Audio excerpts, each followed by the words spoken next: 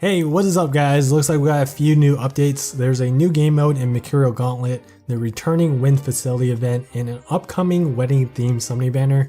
In this video, I'm just going to touch upon these topics very briefly and kind of give you guys my first impressions on each of them. As always, I want to know your thoughts on these topics, so feel free to comment down below.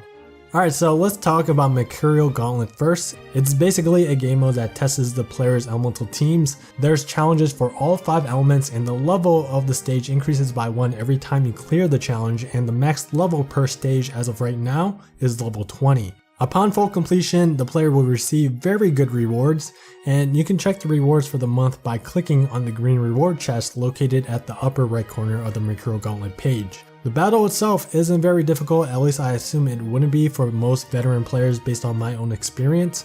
You fight against this thick Fafnir, and he's the only enemy on the screen. At lower levels, the Fafnir doesn't deal much damage, and you can pretty much defeat him in 1 to 20 seconds easy.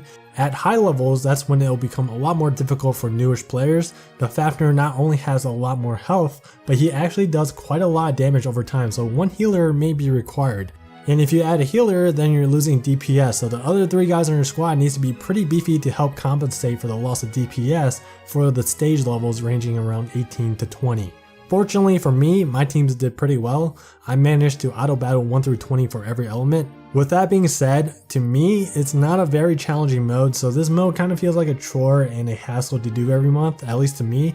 However, because this mode requires no stamina and gives out really good rewards, I can't really complain about it, right? So overall, I think it's a great addition. It really helps the player know how their elemental teams are doing. If you, let's say, are able to complete the level 20 stage for every element except for, let's say, water, then that should give you a good indication that you should maybe invest a little bit more into your wind team. Also, again, this mode costs 0 stamina, so this is a pretty good mode to kind of just like jump in with a new character and practice combos, test new builds, and compare damage between builds. A Wish to the Winds Facility event will be returning on June 20th, and it will feature a new difficulty. This event will be great for anybody that missed out on it the first time because of the Wind Shrine that you can get from this event. At max level, the Wind Shrine grants 8.5% HP and 7% strength to your wind characters, which is very helpful like in general, but more importantly, the slight boost in stats is very helpful for high Mercury trials.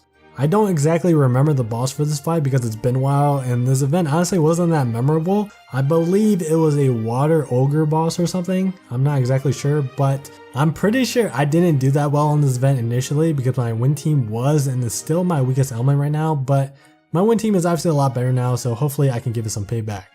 Last but not least, let's briefly discuss the new wedding banner. This banner features 3 alternates. We have Elisan, Aoi, Xania, as well as a brand new humanoid dragon. I'm only going to briefly touch on Elisan for this video because she's the most interesting one out of the bunch. And besides, we're still missing a lot of info like damage modifiers and SP costs, so I'm going to save and share my insight on everything for my banner review video. Okay, so first off, this banner is not limited.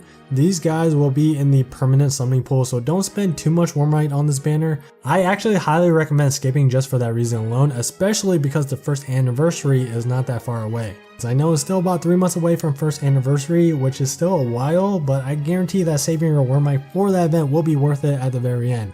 Side games always tend to do something crazy for those type of special events. However, I'll be honest here. It's very difficult to pass up on Elisan, and I'll tell you guys why. Okay, so Elisan is a wind sword character and she seems really solid. She has 2 damage skills and both of them have utility. Her S1 creates a buff zone that heals characters inside of it, and then her S2 is kind of similar. It creates a debuff zone and reduces the defense of enemies inside of it by 15%. That's a big defense debuff. She's gonna pair very well with Melodies.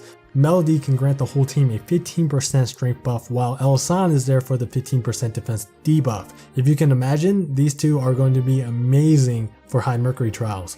Elisan is going to be especially good for high Mercury trials if her S1 has decent recovering potency modifiers, because if it does, then you don't have to run low anymore. You can just replace him with Elisan. I know that it's possible to do a 4 DPS run right now, but it'll be a lot easier to do with Elisan. She also comes with innate skill haste as one of her abilities, so stacking skill haste will probably make a difference for her, but we'll see after we see her SP costs. Bog Res is of course perfect for high Mercury, and she also has strength double buff 13%. This is big. I've always been hesitant in investing into a wind sword character because of the 5-star wind sword self-defense buffing skill, but if you give this sword to Ella-san, she can then give herself a defense buff which activates strength double buff. It even stacks with the strength double buff ability from Valen Crown. I mean, overall, she's just a great, amazing hybrid damage dealer and support. Yeah, I've been trying to find my DPS character for High Mercury for a while now because I'm sick of using low-end, and I think Ella-san might be the one. I know it's not worth spending the Wormite on this banner, but my god, my desire sensor is like off the charts right now. I have this insane urge to pull for it, even though it'll probably not end well for me, but we'll see what happens tomorrow. I'll keep you guys updated on Twitter. And that's going to be all the updates that we've gotten today. Lots of exciting stuff and more to come. Look forward to my banner review video in a couple days. Thank you all for watching, and I'll see you guys in the next video.